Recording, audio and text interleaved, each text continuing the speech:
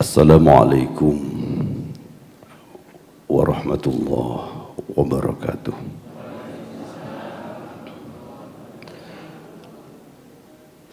Alhamdulillah,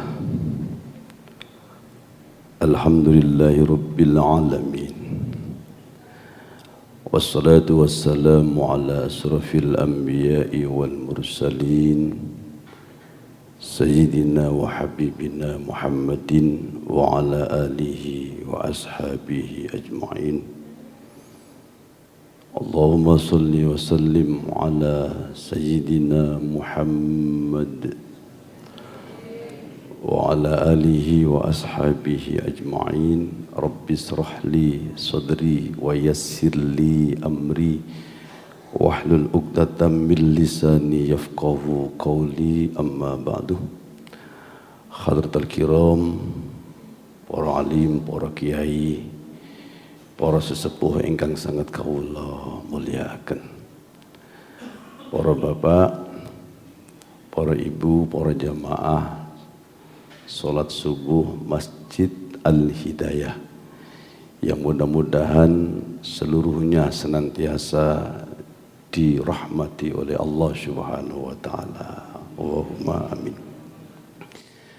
Pertama, marilah kita bersama-sama mengucapkan kalimat alhamdulillahirabbil alamin atas seluruh nikmat-nikmat yang telah diberikan oleh Allah kepada kita. Kita pada saat ini Masya Allah luar biasa, panjenengan diberikan oleh Allah kesempatan hidup bisa bertemu bulan yang sangat mulia ini untuk yang kesekian kalinya, ya. Karena memang tidak semua manusia yang tahun kemarin bisa ketemu Ramadan, tahun ini bisa ketemu lagi, alias sudah dipanggil oleh Allah. Kulolan panjenengan ini termasuk orang-orang yang beruntung masih diberikan oleh Allah kesempatan hidup seperti ini. Mudah-mudahan kita semua diberikan oleh Allah kekuatan lahir batin untuk memanfaatkan kesempatan momen-momen yang luar biasa ini, khususnya di bulan suci Ramadan. Allahumma amin ya rabbal alamin. Bu, pun sahur bu. Alhamdulillah. Ibu-ibu ini ditakuni semangat Pak ya. Ibu-ibu ini poso niku orang yang dilatih kesabarannya. Karena mulai asar itu mulai ngarepe kompor ya. Nah, benar. Mari ngono bengi tangi masak maneh ya. Mari masak ditinggal sholat, keluarga kon mangan dhisik. Ya, kadang-kadang sing mangan dhisik iku gak ngerti Pak, dientekno kabeh. Lah iya, kadang-kadang mari ibu-ibu mari sholat, ibu-ibu niki mantun sholat nang ngene dapur nang rumah makan. Delala kok entek kabeh. Lah niki ibu gak sabar mesti ngomel. Nah iya, wong tua durung mangan kok dientekno. Kok gak panci-panci pisan diuntal. Nah, tapi insya Allah enggak. Kalau jamaah Al-Hidayah niki saya yakin melihat wajah-wajah panjenengan ini tergolong orang-orang yang sabar. Ya. Para rawuh ingkang minulya, orang yang beriman, ya, kita semua ini tentu akan menghadapi berbagai macam ujian dari Allah. Siapapun orangnya, pejabat ya diuji, rakyat yo diuji, sugih yo diuji, melarat yo diuji. Dan pada hakikatnya posisi kita sekarang ini sebenarnya adalah ujian dari Allah. Sing sugih diuji dengan kekayaannya. Apakah dia mau bersyukur kepada Allah atau sebaliknya kufur kepada Allah? Sing melarat, kurang sugih, ya diuji dengan kekayaannya yang dia miliki. Apakah dia bersabar atau justru kecewa dengan keputusan Allah. Jadi apapun posisi kita ini ujian. Cuma kadang-kadang ya, kita manusia umat Islam ini salah dalam mengartikan arti ujian itu sendiri. Masih ada yang menganggap bahwa ujian itu yang berhubungan dengan hal-hal yang kurang mengenakkan. Makanya jarang ono wong sugih terus tonggo-tonggo ngomong, wah aku sedang diuji. Jarang, Pak. Saya ngakei apa? Mari sugih, mari ngono melarat. Serempak sak kampung. Sana ya yo kajiku diuji. Biyen sugih saiki. Nah, sing sehat ya ngono. Jarang ngomong orang itu, dia diuji dengan kesehatan. Enggak. Yang pada umumnya adalah di saat dia ditimpa musibah sakit, justru tetangga-tetangga ngomong, ya Allah yuk kaji kulo sakno. Biasanya nang masjid, saiki diuji lara lho. Padahal sehat ya ujian, sakit ya ujian. Wa nabluukum bisyarri wal khairi fitnah. Diuji apik ya diuji kurang apik. Sugih ujian, melarat ya ujian. Lah para rawuh ingkang minulya. Tapi yang jelas ujian-ujian yang mesti kita hadapi ini bervariasi, macam-macam. Panjenengan niku menarep dibalas swarga. Gusti Allah itu menyediakan tempat yang namanya surga. Lah sadurunge mlebu swarga diuji dhisik. Kaya ibarat wong sampean lho Pak, arek sekolah ya. Kelas 1 arep munggah kelas 2, diuji dhisik mek gurune. Dikei soal, ono UTS, ono PTS, ono sumatif dan seterusnya. Nggon wis lulus naik kelas. Panjenengan juga diuji. Lah, wonten surat Al-Anfal ayat 28. Wa'lamu annama amwalukum wa auladukum fitnah. Nek ningali ayat ini, ujian yang mesti kita hadapi itu ada 2. Kalau menurut ayat ini, Pak. Ya. 1, ujian harta. 2, ujian anak. Coba kita lihat dalam sejarah. Nabi Sulaiman itu diuji oleh Allah dengan kekuasaan, dengan harta yang berlimpah. Sugih Nabi Sulaiman itu. Masya Allah, pasukane jin Bu, nek nyelam nang laut iku ana mutiara wae lho. Sampeyan pun duwe jin sing ngono ya Bu. Seneng. Tapi dalam kondisi seperti itu, kekayaan yang berlimpah, kekuasaan yang berlimpah, Nabi Sulaiman lolos.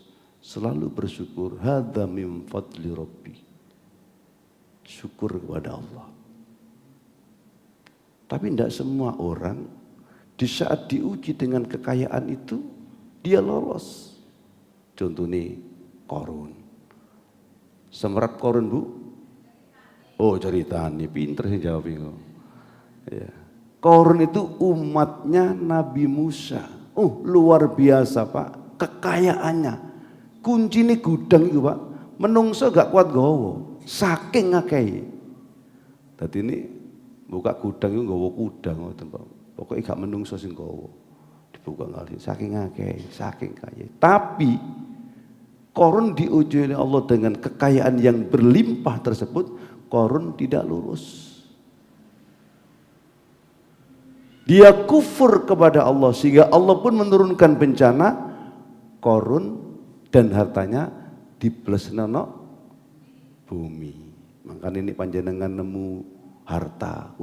Harta Qarun. Wah, itu hanya istilah sebenarnya. Qarun itu setahun piro wis hilang hartanya. Nah, kita pun diuji para rawuh. Kita sekarang hidup di alam dunia juga diuji oleh Allah. Makanya ya, ada orang itu dalam mencari harta Masya Allah, gampangnya luar biasa. Mek tanda tangan tok Pak, sekesek, ngono wis puluhan juta. Ya. Panjenengan semerap dokter bedah Bu. Lha operasi mek njupuk watu cilik ini Pak. Sak jagung ini. Ngono bayarane juta-jutaan Pak. Juta-jutaan. Tapi ada orang yang Masya Allah ngangkut kuli batu dari bawah ke atas. Pagi sampai sore cuma beberapa ratus rupiah. Itu ujian. Cara mencarinya ujian, cara membelanjakannya pun juga ujian. Makanya sampai ojo heran ya. Ono wong sugih, medhit, iku ojo heran. Ya. Itu memang ujian.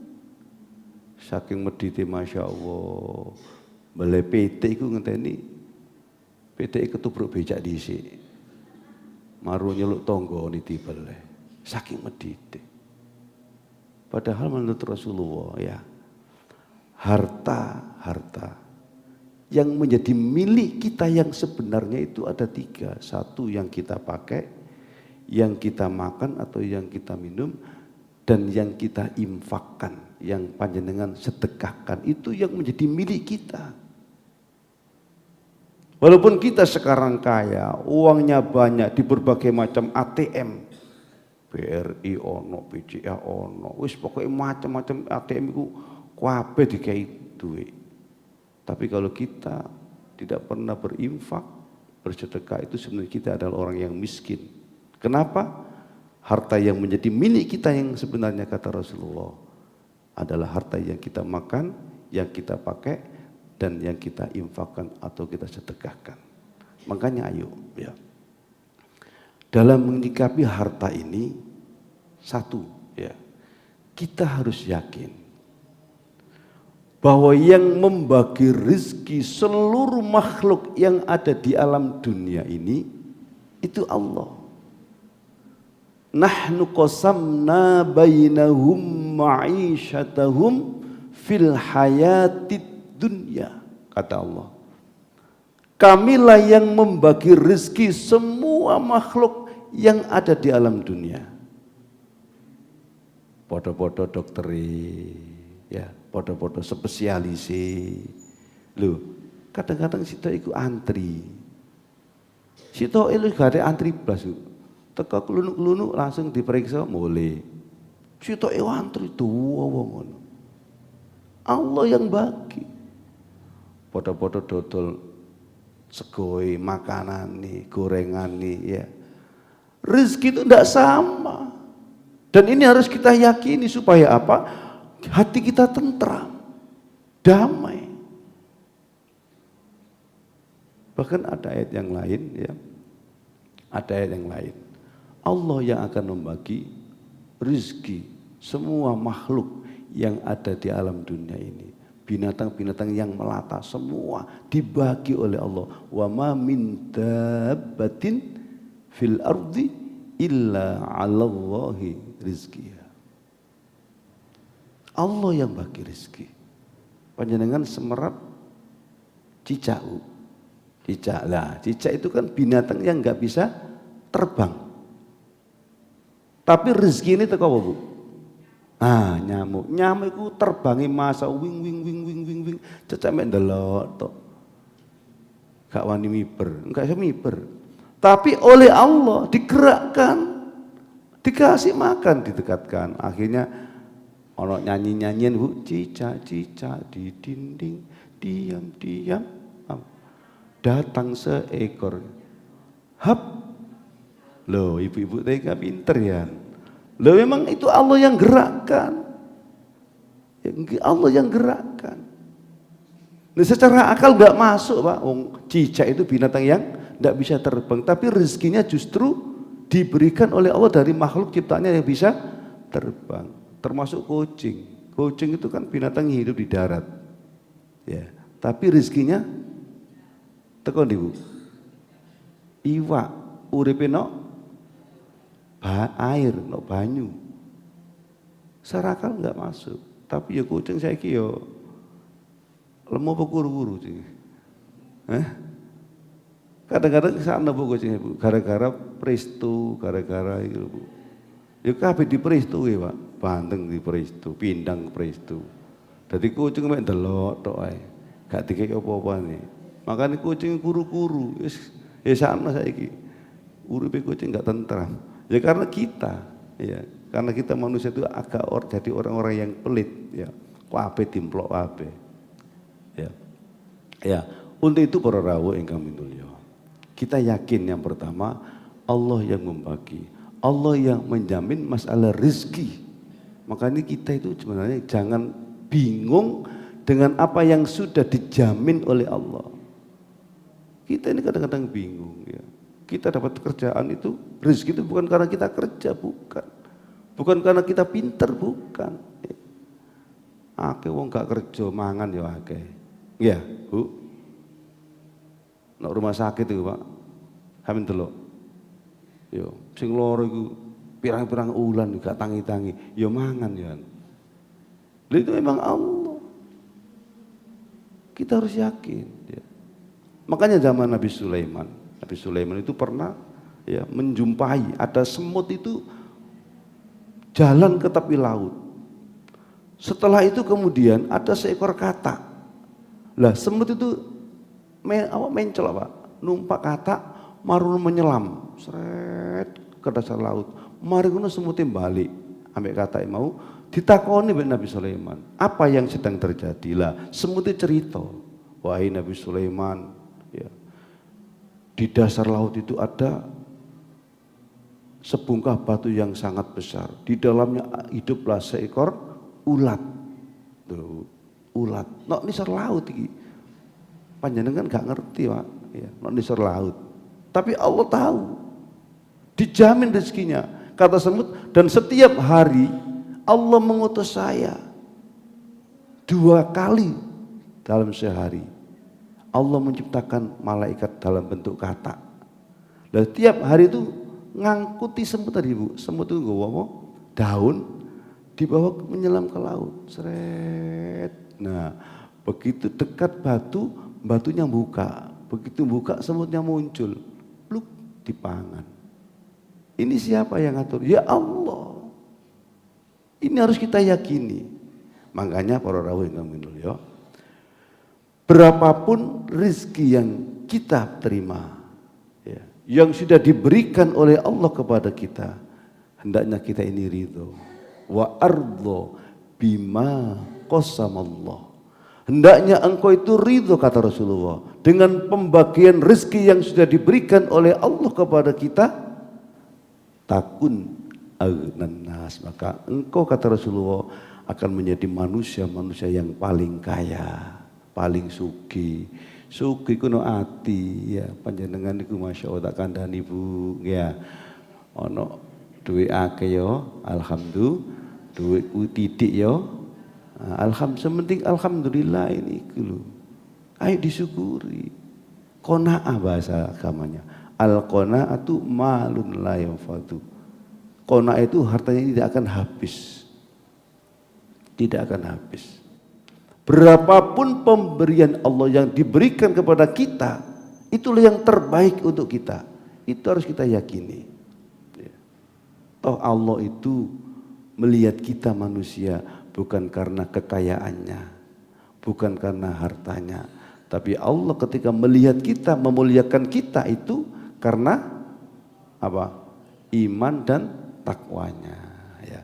Maka sekali lagi, ya, ayo kita ridho terhadap pembagian rezeki yang sudah diberikan oleh Allah kepada kita. Kita memiliki sifat qanaah, neriman terhadap pandumi Allah. Kemudian selanjutnya manfaatkan harta yang sudah diberikan oleh Allah kepada kita untuk kebaikan, untuk berjuang di jalan Allah. Karena harta ya satu-satunya nanti yang akan ditanya oleh Allah itu 2 pertanyaan, Pak. Dari mana, untuk apa? Dari mana saya dapatkan harta dari bekerja? Untuk apa? Oh, untuk nyumbang masjid. Ini lulus berarti untuk yatim piatu. Tapi ada yang nggak seperti itu. Mudah-mudahan para rawuh ya, kita semua diberikan oleh Allah ya kelapangan rezeki, hati yang lapang ya. Syukur kepada Allah terhadap semua yang sudah diberikan oleh Allah kepada kita. Mudah-mudahan para rawuh ingkang minulya ya, puasa ini ya kita dijadikan oleh Allah orang-orang yang kuat lahir dan batin, bisa melaksanakan kewajiban-kewajiban di bulan suci Ramadan ini ya. Dan kita ini tergolong orang-orang yang muttaqin, orang yang bertakwa, dosa-dosa kita diampuni. Jangan sampai kita ini golongan hadis Rasulullah, bu'ida man adraka Ramadan falam yughfarlah. Dijauhkan dari rahmat Allah, orang yang diberikan oleh Allah kesempatan hidup bertemu dengan bulan Ramadan, tetapi dia tidak mendapatkan ampunan dari Allah. Naudzubillah. Ya. Mudah-mudahan karena ketaatan panjenengan, ya, istiqomah panjenengan datang ke masjid, ya ini mudah-mudahan membawa berkah bagi kita semua. Dosa-dosa kita akan diampuni oleh Allah. Para rawuh, demikian yang bisa saya sampaikan. Mudah-mudahan ada guna dan manfaatnya.